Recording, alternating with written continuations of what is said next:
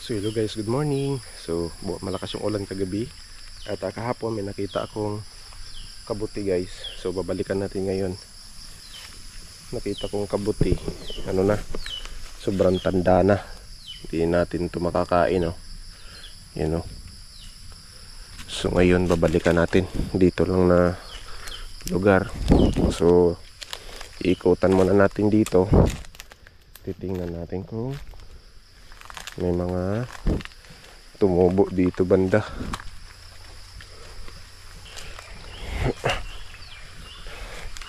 Oh. 1 point guys, pero parang matanda na rin to, ah. Oh. Matanda na din to guys. Iwan ko kung makakain natin to. At wala, kalahati na lang yung natitira. Oh. Pero parang pwede pa to, yung itong side. So pag tumubo yung isa nito, may ano yan, may katuwang dalawa yan. So hanapin natin dito. Kailangan nating hanapin yung kanyang partner o asawa.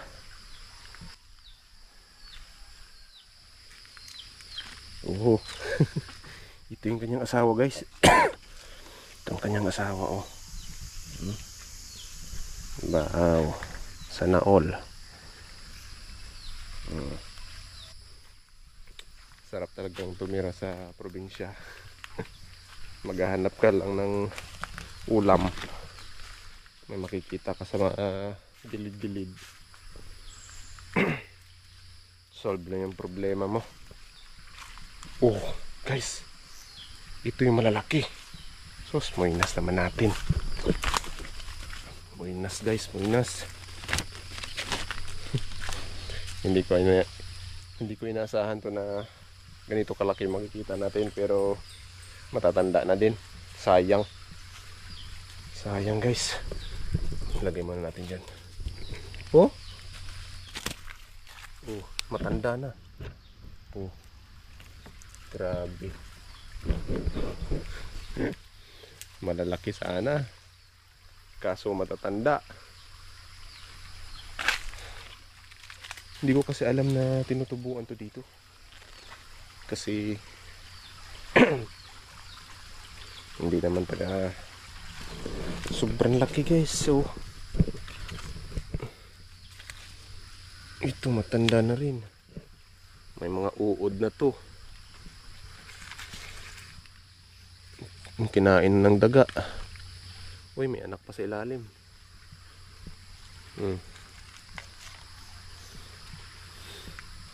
May anak pa na maliit, oh. Grabe talaga yung puno niya guys, oh. Oh, sa bato naka sulip yung kanyang puno.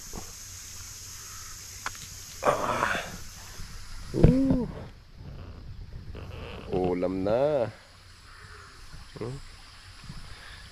Alam nyo kung anong technique dito? Kung ganito nakatanda, lagyan nyo lang ng ininit na tubig para matanggal yung uod-uod. Natural lang yun sa ligbos na may uod-uod guys. Ito yung partner niya, namatay na. Yan, oh. Laki sana, oh. 2 piraso. So ito yung naabutan natin. Sayang. Titingnan natin dito sa, kasi ano to guys, punso. Tingnan natin dito, baka meron pa at malibre yung ulam natin. May nakikita ko guys, sure ball to. Kita nyo yan.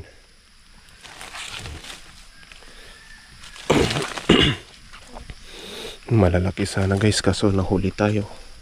So yan guys, lalaki na nakita natin yung kabuti. Matatanda nga lang pero pwede pa yan.